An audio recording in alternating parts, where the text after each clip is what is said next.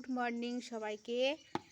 দেখো, এই যে চারা গাছটি এইরকমভাবে লাগানো আছে, আমাদের এই রকম পদ্ধতিতে আনাজ টানাজ সামনাসামনি মানে বাইরের ভেতরে এভাবে লাগানো থাকে থলির মধ্যে।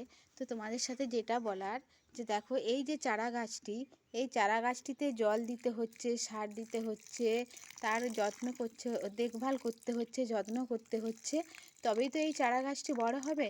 আর গাছ লাগালেই যে ফল পাওয়া যাবে তেমনটা নয়।